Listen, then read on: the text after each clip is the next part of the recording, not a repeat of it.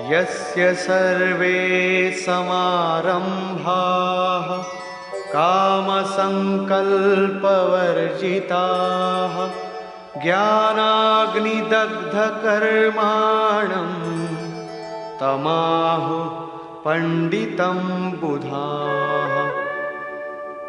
अर्जुन, यस्य सर्वे समारंभाः, जिस पुरुष के द्वारा संपूर्णता से आरंभ की हुई क्रिया काम संकल्प वर्जिताः क्रमशः उत्थान होते होते इतनी सूक्ष्म हो गई कि वासना और मन के संकल्प विकल्प से ऊपर उठ गई। कामना और संकल्पों का निरोध होना मन की विजेतावस्था है। अतः कर्म कोई ऐसी वस्तु है जो इस मन को कामना और संकल्प विकल्प से ऊपर उठा देता है। उस समय ज्ञानाग्नि दग्ध कर्माणम, अंतिम संकल्प के भी शमन के साथ जिसे हम नहीं जानते, जिसे जानने के लिए हम इच्छुक थे, उस परमात्मा की प्रत्यक्ष जानकारी हो जाती है। क्रियात्मक पथ पर चलकर परमात्मा की प्रत्यक्ष जानकारी का नाम ही ज्ञान है।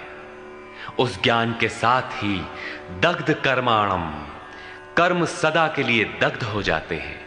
जिसे पाना था पा लिया, आगे कोई सत्ता नहीं जिसकी शोध करे, इसलिए कर्म करके ढूंढे भी तो किसे। उस जानकारी के साथ कर्म की आवश्यकता समाप्त हो जाती है। ऐसी स्थिति वालों को ही बोध स्वरूप महापुरुषों ने पंडित कहकर संबोधित किया है। उनकी जानकारी पूर्ण है। ऐसी स्थिति वाला महापुरुष करता क्या है, रहता कैसे है, उसकी रहनी पर प्रकाश डालते हैं।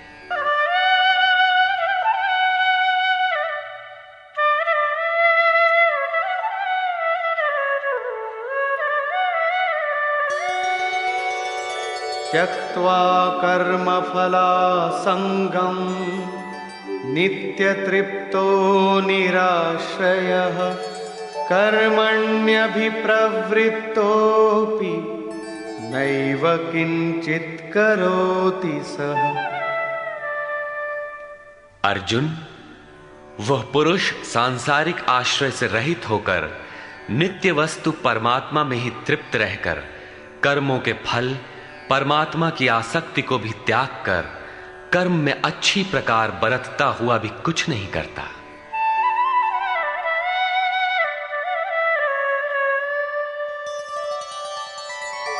निराशीर्यत चित्तात्मा त्यक्त सर्व परिग्रहः शारीरं केवलं कर्म कुर्वन्नाप्नोति किल्बिषम्।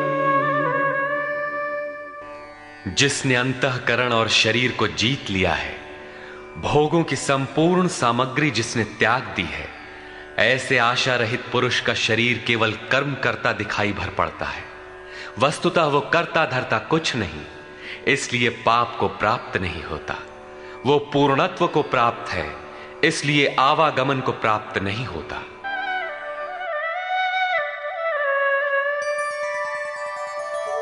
यदृच्छालाभ संतुष्टो द्वन्द्वातीतो विमत्सरः समः सिद्धावसिद्धौ च कृत्वापि न निबध्यते। अपने आप जो कुछ भी प्राप्त हो उसी में संतुष्ट रहने वाला, सुख दुख राग द्वेष और हर्ष शोकादि द्वंद्वों से परे, विमत्सरः ईर्ष्या रहित तथा सिद्धि और असिद्धि में समभाव वाला पुरुष कर्मों को करके भी नहीं बंधता। सिद्धि अर्थात जिसे पाना था वो अब भिन्न नहीं है और वो कभी विलग भी नहीं होगा, इसलिए असिद्धि का भी भय नहीं है। इस प्रकार सिद्धि और असिद्धि में समभाव वाला पुरुष कर्म करके भी नहीं बंधता। कौन सा कर्म वो करता है? वही नियत कर्म, यज्ञ की प्रक्रिया। इसी को दोहराते हुए कहते हैं,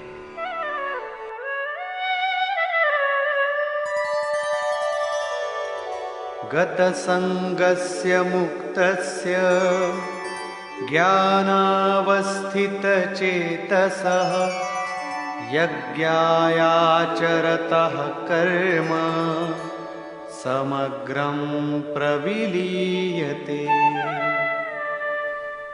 अर्जुन, यज्ञायाचरतः कर्म, यज्ञ का आचरण ही कर्म है और साक्षात्कार का नाम ही ज्ञान है। इस यज्ञ का आचरण करके साक्षात्कार के साथ ज्ञान में स्थित संग दोष और आसक्ति से रहित मुक्त पुरुष के संपूर्ण कर्म भली प्रकार विलीन हो जाते हैं। वे कर्म कोई परिणाम उत्पन्न नहीं कर पाते, क्योंकि कर्मों का फल परमात्मा उनसे भिन्न नहीं रह गया। अब फल में कौन सा फल लगेगा? इसलिए उन मुक्त पुरुषों को अपने लिए कर्म करने की आवश्यकता समाप्त हो जाती है। फिर भी लोक संग्रह के लिए वे कर्म करते ही हैं, और करते हुए भी वे इन कर्मों से लिप्त नहीं होते। जब करते हैं तो लिप्त क्यों नहीं होते? इस पर कहते हैं,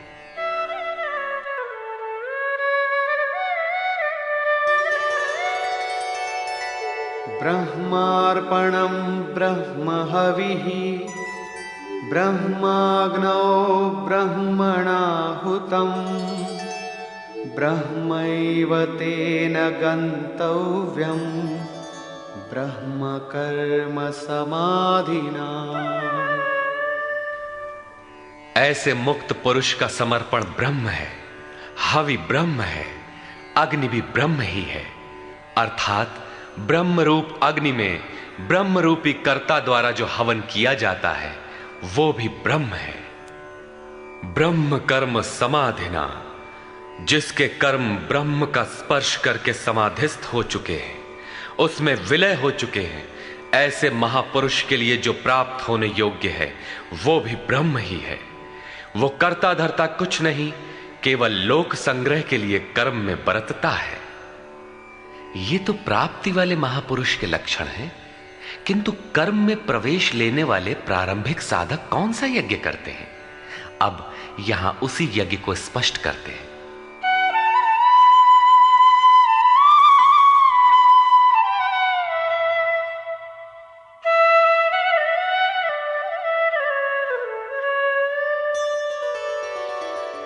दैवमेवापरे यज्ञं योगिनः पर्युपासते ब्रह्माग्नावपरे यज्ञं यज्ञेनैवोपजुह्वति। गत श्लोक में योगेश्वर श्री कृष्ण ने परमात्म स्थित महापुरुषों के यज्ञ का निरूपण किया, किंतु दूसरे योगी जो अभी उस तत्व में स्थित नहीं हुए हैं, क्रिया में प्रवेश करने वाले हैं, वे आरंभ कहां से करें? इस पर कहते हैं कि दूसरे योगी लोग दैवम यज्ञम अर्थात दैवी संपद को अपने हृदय में बलवती बनाते हैं, जिसके लिए ब्रह्मा का निर्देश था कि इस यज्ञ द्वारा तुम लोग देवताओं की उन्नति करो।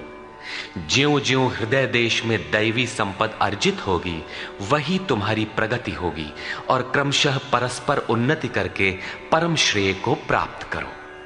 दैवी संपद को हृदय देश में बलवती बनाना प्रवेशिका श्रेणी के योगियों का यज्ञ है। वो दैवी संपद अध्याय 16 के आरंभिक 3 श्लोकों में वर्णित है, जो हैं तो सब में केवल महत्वपूर्ण कर्तव्य समझकर उनकी जागृति करें, उनमें लगे। इन्हीं को इंगित करते हुए योगेश्वर ने कहा कि अर्जुन, तू शोक मत कर, क्योंकि तू दैवी संपद को प्राप्त हुआ है। तू मुझ में निवास करेगा, मेरे ही शाश्वत स्वरूप को प्राप्त करेगा, क्योंकि ये दैवी संपद परम कल्याण के लिए ही है। और इसके विपरीत आसुरी संपद नीच और अधम योनियों का कारण है। इसी आसुरी संपद का हवन होने लगता है, इसलिए यह यज्ञ है और यहीं से यज्ञ का आरंभ है। दूसरे योगी ब्रह्माग्नौ पर ब्रह्म परमात्म रूप अग्नि में यज्ञ के द्वारा ही यज्ञ का अनुष्ठान करते हैं। श्री कृष्ण ने आगे बताया कि इस शरीर में अधियज्ञ मैं हूं। यज्ञों का अधिष्ठाता अर्थात यज्ञ जिसमें विलय होते हैं, वो पुरुष मैं हूं। श्री कृष्ण एक योगी थे, सद्गुरु थे।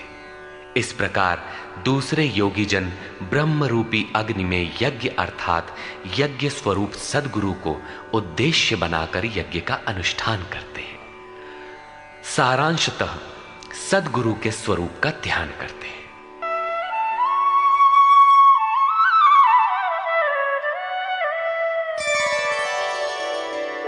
श्रोत्रादीनीन्द्रियाण्यन्ये संयमाग्निषु जुह्वति शब्दादीन् विषयानन्य इंद्रियाग्निषु जुह्वति। अन्य योगी जन श्रोत्रादिक अर्थात श्रोत्र, नेत्र, त्वचा, जिह्वा, नासिका सब इंद्रियों को संयम रूपी अग्नि में हवन करते हैं, अर्थात इंद्रियों को विषयों से समेटकर संयत कर लेते हैं। यहां आग नहीं जलती। जैसे अग्नि में डालने से हर वस्तु भस्मसात हो जाती है, ठीक इसी प्रकार संयम ही एक अग्नि है जो इंद्रियों के संपूर्ण बहिर्मुखी प्रवाह को दग्ध कर देता है। दूसरे योगी लोग शब्दादिक अर्थात शब्द, स्पर्श, रूप, रस और गंध विषयों को इंद्रिय रूपी अग्नि में हवन कर देते हैं, अर्थात उनका आशय बदलकर साधना परक बना लेते हैं। साधक को संसार में रहकर ही तो भजन करना है। सांसारिक लोगों के भले बुरे शब्द उससे टकराते ही रहते हैं। विषयोत्तेजक ऐसे शब्दों को सुनते ही साधक उनके आशय को योग, वैराग्य सहायक, वैराग्योत्तेजक भावों में बदलकर इंद्रिय रूपी अग्नि में हवन कर देते हैं। जैसे कि एक बार अर्जुन अपने चिंतन में रत था, अकस्मात उसके कर्ण कुहरों में संगीत लहरी झंझना उठी। उसने सिर उठाकर देखा तो उर्वशी खड़ी थी, जो एक वेश्या थी। सभी उसके रूप पर मुग्ध हो झूम रहे थे, किंतु अर्जुन ने उसे स्नेहिल दृष्टि से मातृवत देखा।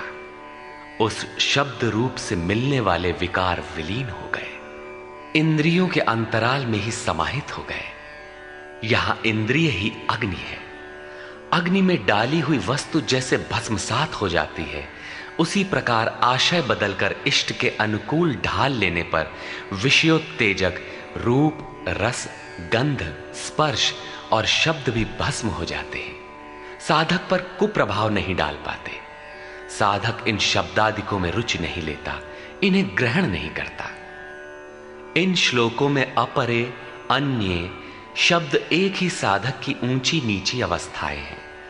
एक ही यज्ञकर्ता का ऊंचा नीचा स्तर है, न कि अपरे अपरे कहने से कोई अलग अलग यज्ञ।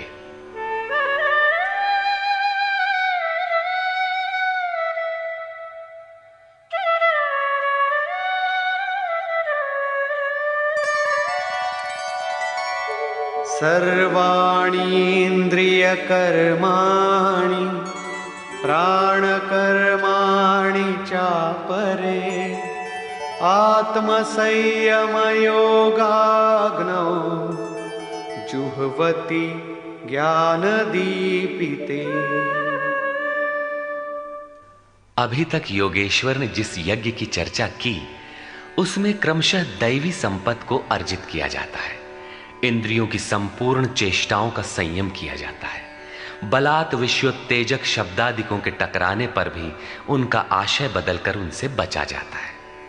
इससे उन्नत अवस्था होने पर दूसरे योगी जन संपूर्ण इंद्रियों की चेष्टाओं तथा प्राण के व्यापार को साक्षात्कार सहित ज्ञान से प्रकाशित परमात्म स्थिति रूपी योगाग्नि में हवन करते हैं। जब संयम की पकड़ आत्मा के साथ तद्रूप हो जाती है, प्राण और इंद्रियों का व्यापार भी शांत हो जाता है, उस समय विषयों को उद्दीप्त करने वाली और इष्ट में प्रवृत्ति दिलाने वाली दोनों धाराएं आत्मसात हो जाती हैं। परमात्मा में स्थिति मिल जाती है, यज्ञ का परिणाम निकल आता है। यह है यज्ञ की पराकाष्ठा। जिस परमात्मा को पाना था उसी में स्थिति आ गई तो शेष क्या रहा। पुनः योगेश्वर श्री कृष्ण यज्ञ को भली प्रकार समझाते हैं।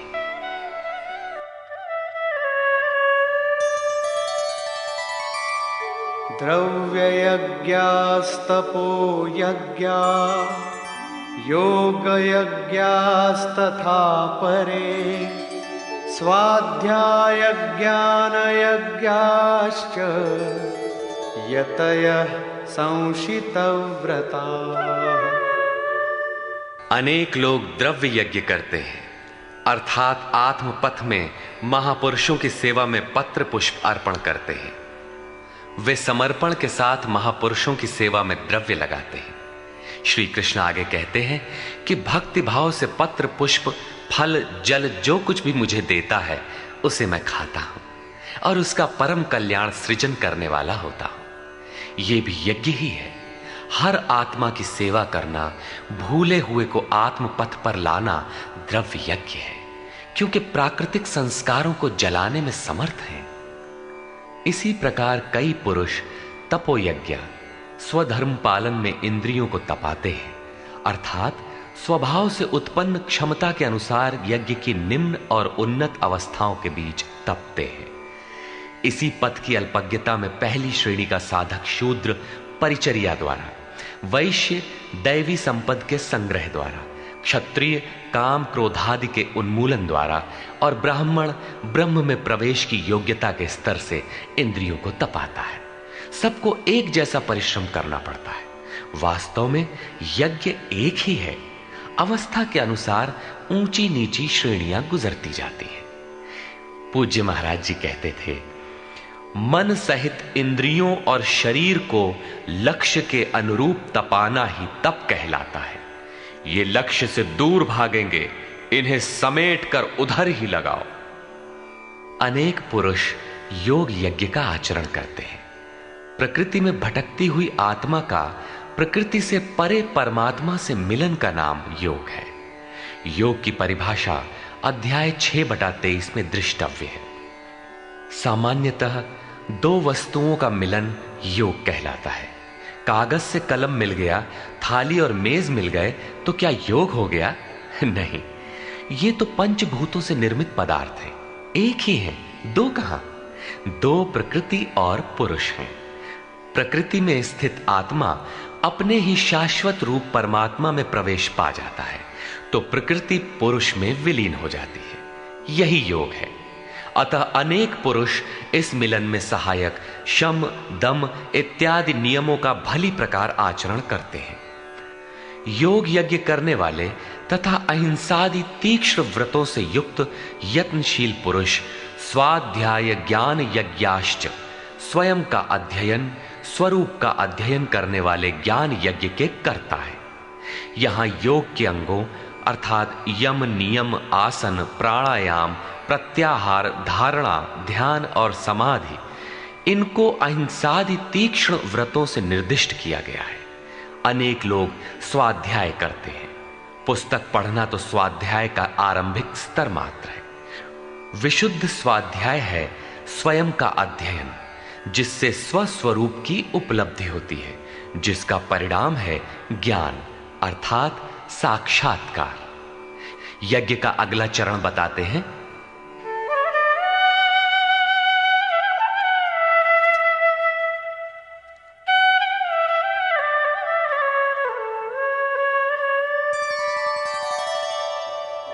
अपाने जुह्वति प्राणं प्राणे पानं तथा परे प्राणापानगतिरुद्ध्वा प्राणायामपरायणा।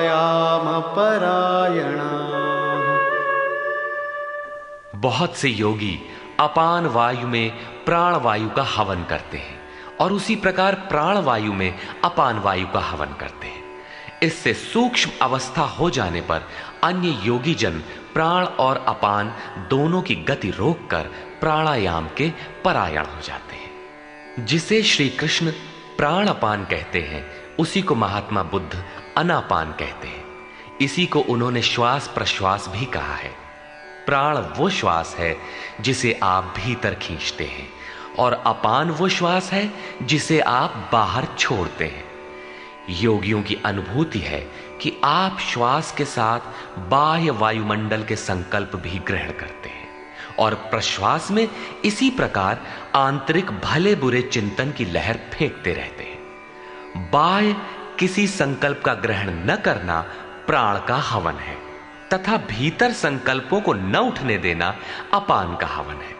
न भीतर से किसी संकल्प का स्फुरण हो और न ही बाह्य दुनिया में चलने वाले चिंतन अंदर क्षोभ उत्पन्न कर पाए। इस प्रकार प्राण और अपान दोनों की गति सम हो जाने पर प्राणों का याम अर्थात निरोध हो जाता है। यही प्राणायाम है। ये मन की विजितावस्था है। प्राणों का रुकना और मन का रुकना एक ही बात है। प्रत्येक महापुरुष ने इस प्रकरण को लिया है। वेदों में इसका उल्लेख है, चत्वारि वाक पारमिता पदानि। इसी को पूज्य महाराज जी कहा करते थे।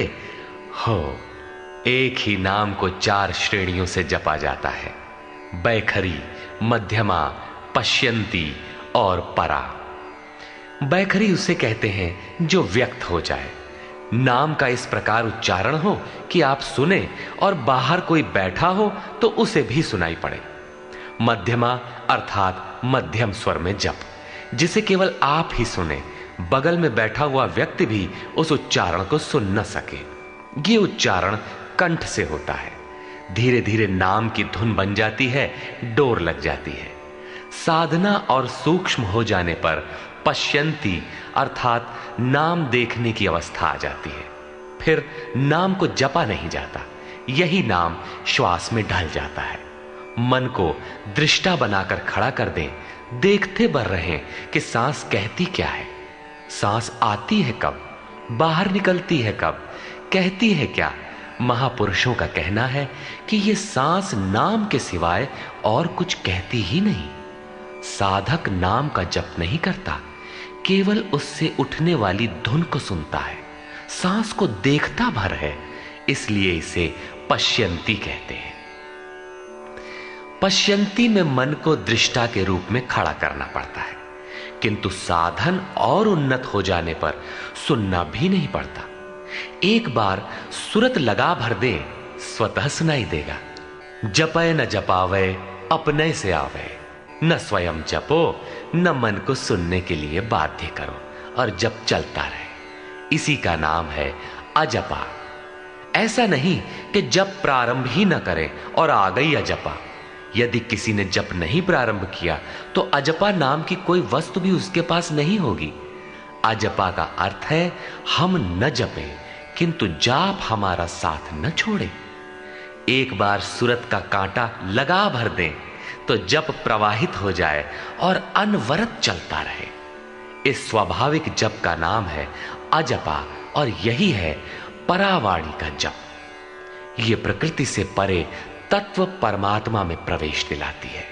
इसके आगे वाणी में कोई परिवर्तन नहीं है। परम का दिग्दर्शन करा के उसी में विलीन हो जाती है, इसलिए इसे परा कहते हैं। मन श्वास के साथ जुड़ा है।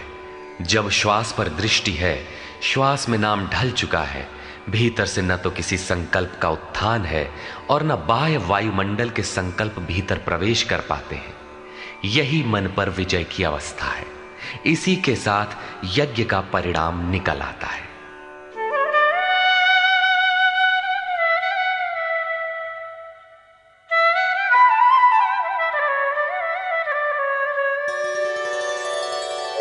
अपरे नियताहाराः प्राणान् प्राणेषु जुह्वति सर्वेप्येते यज्ञविदो यज्ञक्षपितकल्मषाः।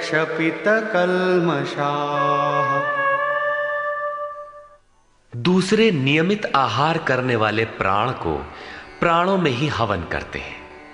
पूज्य महाराज जी कहा करते थे कि योगी का आहार दृढ़, आसन दृढ़ और निद्रा दृढ़ होनी चाहिए।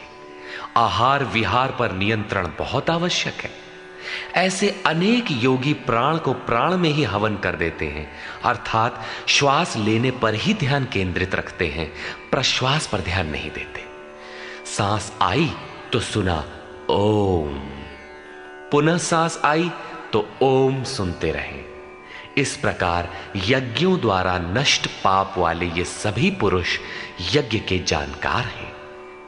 इन निर्दिष्ट विधियों में से यदि कहीं से भी करते हैं तो वे सभी यज्ञ के ज्ञाता हैं। अब यज्ञ का परिणाम बताते हैं।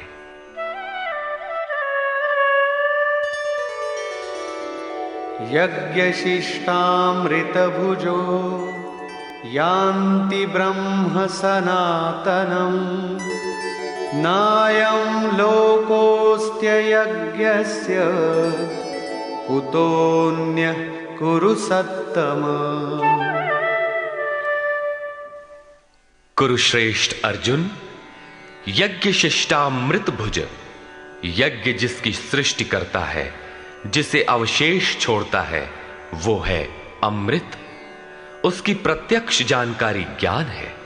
उस ज्ञानामृत को भोगने अर्थात प्राप्त करने वाले योगी जन यान्ति ब्रह्म सनातनम, शाश्वत सनातन पर ब्रह्म को प्राप्त होते हैं। यज्ञ कोई ऐसी वस्तु है जो पूर्ण होते ही सनातन पर ब्रह्म में प्रवेश दिला देती है। यज्ञ न करें तो आपत्ति क्या है? श्री कृष्ण कहते हैं कि यज्ञ रहित पुरुष को पुनः ये मनुष्य लोक अर्थात मानव शरीर भी सुलभ नहीं होता, फिर अन्य लोग कैसे सुखदायी होंगे? उसके लिए तो तिर्यक योनियां सुरक्षित हैं, इससे अधिक कुछ नहीं। अतः यज्ञ करना मनुष्य मात्र के लिए नितांत आवश्यक है।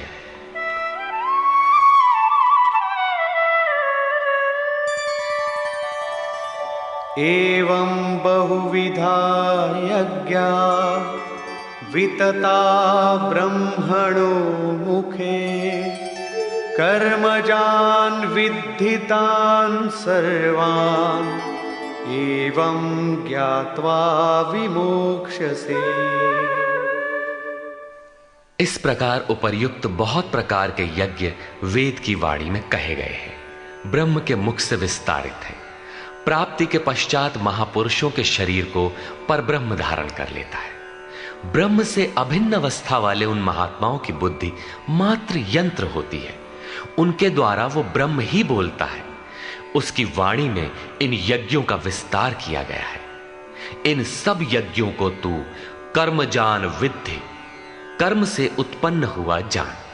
यही पहले भी कहे आए हैं, यज्ञः कर्म समुद्भवः। उन्हें इस प्रकार क्रियात्मक चलकर जान लेने पर, जैसा अभी बताया था, यज्ञ करके जिनका पाप नष्ट हो चुका हो वही यज्ञ के यथार्थ ज्ञाता है। अतः अर्जुन, तू विमोक्ष्य से संसार बंधन से पूर्णतः छूट जाएगा। यहां योगेश्वर ने कर्म को स्पष्ट कर दिया। वो हरकत कर्म है जिससे उपर्युक्त यज्ञ पूर्ण होते हैं। अब यदि दैवी संपत्ति का अर्जन, सद्गुरु का ध्यान, इंद्रियों का संयम, श्वास का प्रश्वास में हवन, प्रश्वास का श्वास में हवन, प्राणापान की गति का निरोध खेती करने से होता हो, व्यापार, नौकरी या राजनीति करने से होता हो, तो आप करिए। यज्ञ तो ऐसी क्रिया है जो पूर्ण होते ही तत्क्षण परब्रह्म में प्रवेश दिला देती है। बाह्य किसी भी कार्य से आप तत्क्षण ब्रह्म में प्रवेश पा जाते हो तो कीजिए। वस्तुतः ये सब के सब यज्ञ चिंतन की अंतःक्रियाएं हैं, आराधना का चित्रण है जिससे आराध्य देव विदित होता है। यज्ञ उस आराध्य तक की दूरी तय करने की निर्धारित प्रक्रिया विशेष है। ये यज्ञ श्वास प्रश्वास, प्राणायाम इत्यादि जिस क्रिया से संपन्न होते हैं उस कार्य प्रणाली का नाम कर्म है। कर्म का शुद्ध अर्थ है आराधना, चिंतन। प्रायः लोग कहते हैं कि संसार में कुछ भी किया जाए हो गया कर्म, कामना से रहित होकर कुछ भी करते जाओ हो गया निष्काम कर्मयोग। कोई कहता है कि अधिक लाभ के लिए विदेशी वस्त्र बेचते हैं तो आप सकामी हैं, देश सेवा के लिए स्वदेशी बेचें तो हो गया निष्काम कर्मयोग। निष्ठापूर्वक नौकरी करें, हानि लाभ की चिंता से मुक्त होकर व्यापार करें, हो गया निष्काम कर्मयोग। जय पराजय की भावना से मुक्त होकर युद्ध करें, चुनाव लड़ें, हो गए निष्कर्मी। मरोगे तो मुक्ति हो जाएगी। वस्तुतः ऐसा कुछ भी नहीं है। योगेश्वर श्री कृष्ण ने स्पष्ट शब्दों में बताया कि इस निष्काम कर्म में निर्धारित क्रिया एक ही है। व्यवसायात्मिका बुद्धि रेकेह कुरु नंदन। अर्जुन, तू निर्धारित कर्म को कर। यज्ञ की प्रक्रिया ही कर्म है। यज्ञ क्या है? श्वास प्रश्वास का हवन, इंद्रियों का संयम, यज्ञ स्वरूप महापुरुष का ध्यान, प्राणायाम, प्राणों का निरोध। ये यज्ञ जिससे होने लगे उस क्रिया का नाम कर्म है। संपूर्ण गीता में एक भी श्लोक ऐसा नहीं है जो सांसारिक कार्य व्यापारों का समर्थन करता हो। प्रायः यज्ञ का नाम आने पर लोग बाहर एक यज्ञ वेदी बनाकर तिल जौ लेकर स्वाहा बोलते हुए हवन प्रारंभ कर देते हैं। ये एक धोखा है।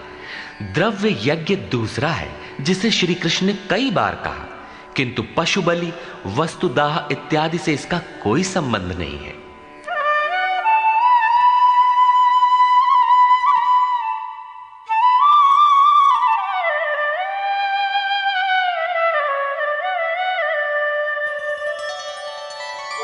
श्रेयान् द्रव्यमयाद् यज्ञात् ज्ञानयज्ञः परन्तप सर्वं कर्माखिलं पार्थ ज्ञाने परिसमाप्यते।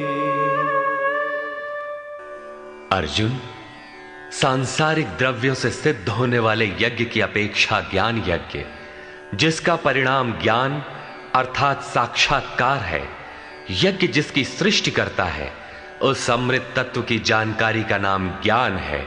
ऐसा यज्ञ श्रेयस्कर है, परम कल्याणकारी है। हे पार्थ, संपूर्ण कर्म ज्ञान में शेष हो जाते हैं, परिसमाप्यते, भली प्रकार समाहित हो जाते हैं। ज्ञान यज्ञ की पराकाष्ठा है। उसके पश्चात कर्म किए जाने से न कोई लाभ है और न छोड़ देने से उस महापुरुष की कोई क्षति ही होती है। इस प्रकार भौतिक द्रव्यों से होने वाले यज्ञ भी यज्ञ है, किंतु उस यज्ञ की तुलना में जिसका परिणाम साक्षात्कार है, उस ज्ञान यज्ञ की अपेक्षा अत्यंत अल्प है। आप करोड़ का हवन करें, सैकड़ों यज्ञ वेदी बना लें, सतपथ पर द्रव्य लगावें, साधु संत महापुरुषों की सेवा में द्रव्य लगावें, किंतु इस ज्ञान यज्ञ की अपेक्षा अल्प है। वस्तुतः यज्ञ श्वास प्रश्वास का है, इंद्रियों के संयम का है, मन के निरोध का है, जैसा श्री कृष्ण अभी बता आए हैं। इस यज्ञ को प्राप्त कहां किया जाए, उसकी विधि कहां से सीखें? यथा तद्विद्धि प्रणिपातेन परिप्रश्नेन सेवया उपदेक्षन्ति ते ज्ञानम् ज्ञानिनस्तत्त्वदर्शिनः। इसलिए अर्जुन, तू तत्वदर्शी महापुरुष के पास जाकर भली प्रकार प्रणत होकर, अर्थात दंडवत प्रणाम करके, अहंकार त्याग कर, शरण होकर, भली प्रकार सेवा करके, निष्कपट भाव से प्रश्न करके तो उस ज्ञान को जान। वे तत्व को जानने वाले ज्ञानी जन तेरे लिए उस ज्ञान का उपदेश करेंगे, साधना पथ पर चलाएंगे। समर्पित भाव से सेवा करने के उपरांत ही इस ज्ञान को सीखने की क्षमता आती है। तत्वदर्शी महापुरुष परम तत्व परमात्मा का प्रत्यक्ष दिग्दर्शन करने वाले हैं। वे यज्ञ की विधि विशेष के ज्ञाता हैं और वही आपको भी सिखाएंगे। यदि अन्य यज्ञ होता तो ज्ञानी तत्वदर्शी की क्या आवश्यकता थी? स्वयं भगवान के सामने ही तो अर्जुन खड़ा था। भगवान उसे तत्वदर्शी के पास क्यों भेजते हैं? वस्तुतः श्री कृष्ण एक योगी थे। उनका आशय है कि आज तो अनुरागी अर्जुन मेरे समक्ष उपस्थित है, भविष्य में अनुरागियों को कहीं भ्रम ना हो जाए कि श्री कृष्ण तो चले गए, अब किसकी शरण जाए। इसलिए उन्होंने स्पष्ट किया कि तत्वदर्शी के पास जाओ, वे ज्ञानी जन तुझे उपदेश देंगे और यज्ञात्वा न पुनर्मोहम् एवं यास्यसि पांडव येन भूतान्यशेषेण द्रक्ष्यस्यात्मन्यथो मयि। उस ज्ञान को उनके द्वारा समझकर तू इस प्रकार फिर कभी मोह को प्राप्त नहीं होगा। उनसे दी गई जानकारी के द्वारा उस पर चलते हुए तू अपनी आत्मा के अंतर्गत संपूर्ण भूतों को देखेगा, अर्थात सभी प्राणियों में इसी आत्मा का प्रसार देखेगा।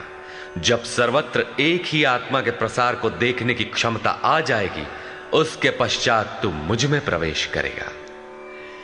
अतः उस परमात्मा को पाने का साधन तत्व स्थित महापुरुष के द्वारा है।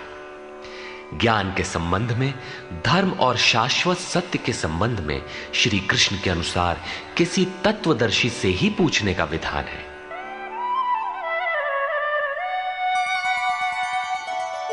अपि चेदसि पापेभ्यः सर्वेभ्यः पापकृत्तमः सर्वं ज्ञानप्लवेनैव वृजिनं संतरिष्यसि। यदि तू सब पापियों से भी अधिक पाप करने वाला है, तब भी ज्ञान रूपी नौका द्वारा सभी पापों से निसंदेह भली प्रकार तर जाएगा। इसका आशय आप ये न लगा ले कि अधिक से अधिक पाप करके कभी भी तर जाएंगे। श्री कृष्ण का आशय मात्र यही है कि कहीं आप भ्रम में न रहे कि हम तो बड़े पापी हैं, हमसे पार नहीं लगेगा। ऐसी कोई गुंजाइश न निकाल लें। इसलिए श्री कृष्ण प्रोत्साहन और आश्वासन देते हैं कि सब पापियों के पापों के समूह से भी अधिक पाप करने वाला हो, फिर भी तत्वदर्शियों से प्राप्त ज्ञान रूपी नौका द्वारा तू निसंदेह संपूर्ण पापों को अच्छी प्रकार पार कर जाएगा। किस प्रकार?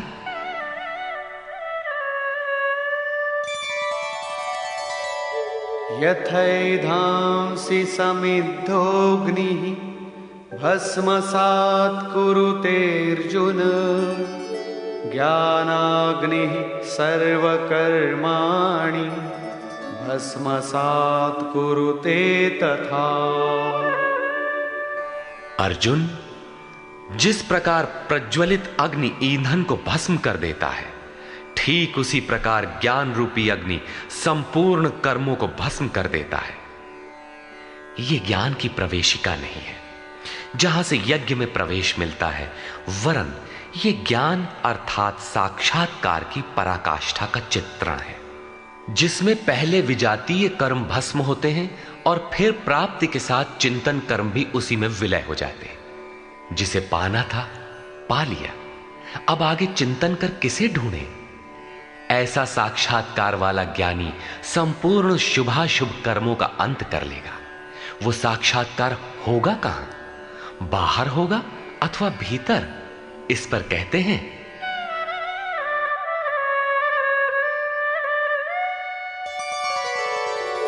नहि ज्ञानेन सदृशं पवित्रमिह विद्यते तत्स्वयं योग संसिद्धः कालेनात्मनि विन्दति। इस संसार में ज्ञान के समान पवित्र करने वाला निसंदेह कुछ भी नहीं है। उस ज्ञान अर्थात साक्षात्कार को तू स्वयं, दूसरा नहीं, योग की परिपक्व अवस्था में, आरंभ में नहीं, अपनी आत्मा के अंतर्गत हृदय देश में ही अनुभव करेगा, बाहर नहीं। इस ज्ञान के लिए कौन सी योग्यताएं अपेक्षित हैं? योगेश्वर के ही शब्दों में,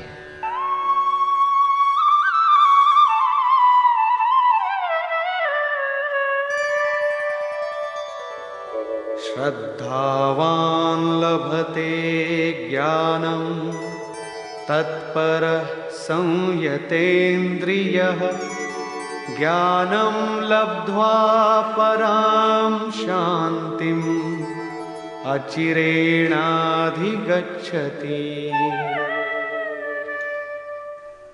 श्रद्धावान, तत्पर तथा संयतेंद्रिय पुरुष ही ज्ञान प्राप्त कर पाता है। भावपूर्वक जिज्ञासा नहीं है तो तत्वदर्शी की शरण जाने पर भी ज्ञान नहीं प्राप्त होता। केवल श्रद्धा ही पर्याप्त नहीं है, श्रद्धावान शिथिल प्रयत्न भी हो सकता है।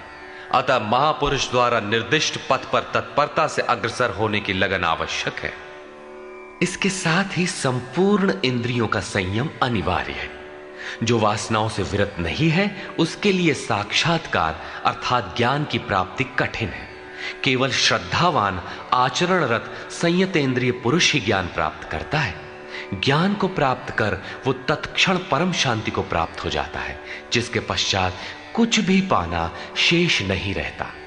और जहां श्रद्धा नहीं है, अज्ञश्च श्रद्धानश्च संशयात्मा विनश्यति नायं लोकोऽस्ति न परो न सुखम संशयात्मनः। अज्ञानी जो यज्ञ के विधि विशेष से अनभिज्ञ है एवं श्रद्धा रहित तथा संशय युक्त पुरुष इस परमार्थ पथ से भ्रष्ट हो जाता है।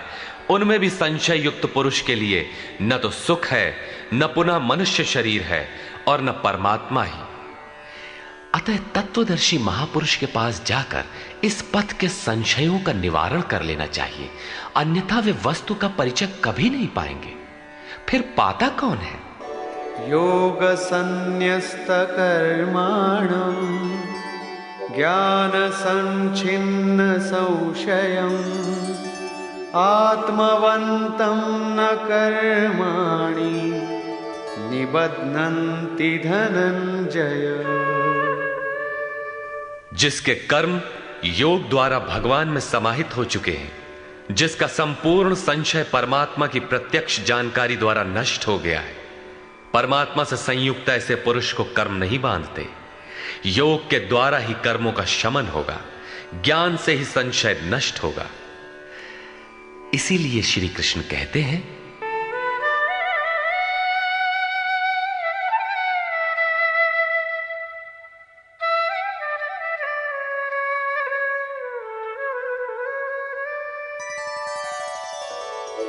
तस्मादज्ञानसम्भूतं हृत्स्थं ज्ञानासीनात्मनः चित्वैनं संशयं योगम् आतिष्ठोत्तिष्ठ भारत। इसलिए भरतवंशी अर्जुन, तू योग में स्थित हो और अज्ञान से उत्पन्न हुए हृदय में स्थित अपने संशय को ज्ञान रूपी तलवार से काट युद्ध के लिए खड़ा हो। जब साक्षात्कार में बाधक संशय शत्रु मन के भीतर है तो बाहर कोई किसी से क्यों लड़ेगा? वस्तुतः जब आप चिंतन पथ पर अग्रसर होते हैं तब संशय से उत्पन्न बाह्य प्रवृत्तियां बाधा के रूप में स्वाभाविक है। ये शत्रु के रूप में भयंकर आक्रमण करती हैं। संयम के साथ यज्ञ की विधि विशेष का आचरण करते हुए इन विकारों का पार पाना ही युद्ध है, जिसका परिणाम परम शांति है। यही अंतिम विजय है, जिसके पीछे हार नहीं है। निष्कर्ष, योगेश्वर श्री कृष्ण ने बताया कि अव्यक्त, अविनाशी, अजन्मा और संपूर्ण भूतों में प्रवाहित होने पर भी आत्म माया योग प्रक्रिया द्वारा अपनी त्रिगुणमयी प्रकृति को वश में करके मैं प्रकट होता हूं। प्रकट होकर करते क्या है? साध्य वस्तुओं को परित्राण देने तथा जिनसे दूषित उत्पन्न होते हैं उनका विनाश करने के लिए, परम धर्म परमात्मा को स्थिर करने के लिए मैं आरंभ से पूर्ति पर्यंत पैदा होता हूं। मेरा वो जन्म और कर्म दिव्य है, उसे केवल तत्वदर्शी ही जान पाते हैं। इस प्रकार उन्होंने भगवान के आविर्भाव की विधि बताया कि वो किसी अनुरागी के हृदय में होता है, बाहर कदापि नहीं। श्री कृष्ण ने बताया कि मुझे कर्म नहीं बांधते और इस स्तर से जो मानता है उसे भी कर्म नहीं बांधता। योगेश्वर ने स्पष्ट किया कि वो ज्ञान तू स्वयं आचरण करके पाएगा, दूसरे के आचरण से तुझे नहीं मिलेगा। वो भी योग की सिद्धि के काल में प्राप्त होगा, प्रारंभ में नहीं। वो ज्ञान अर्थात साक्षात्कार हृदय देश में होगा, बाहर नहीं। श्रद्धालु, तत्पर एवं संयतेंद्रिय, संशय रहित पुरुष ही से प्राप्त करता है। अतः हृदय में स्थित अपने संशय को वैराग्य की तलवार से काट। ये हृदय देश की लड़ाई है। बाह्य युद्ध से गीतोक्त युद्ध का कोई प्रयोजन नहीं है। इस अध्याय में योगेश्वर श्री कृष्ण ने मुख्य रूप से यज्ञ का स्वरूप स्पष्ट किया और बताया कि यज्ञ जिससे पूरा होता है उसे करने अर्थात कार्य प्रणाली का नाम कर्म है। अतः ओम तत्सदिति श्रीमद् भगवद गीता सूपनिषत्सु ब्रह्म विद्यायाम योग शास्त्रे श्री कृष्णा अर्जुन संवादे यज्ञ कर्म स्पष्टीकरण नाम चतुर्थो अध्याय। इस प्रकार स्वामी अड़गड़ानंद कृत श्रीमद् भगवद गीता के भाष्य यथार्थ गीता का चौथा अध्याय पूर्ण होता है। हरि ओम तत्सत।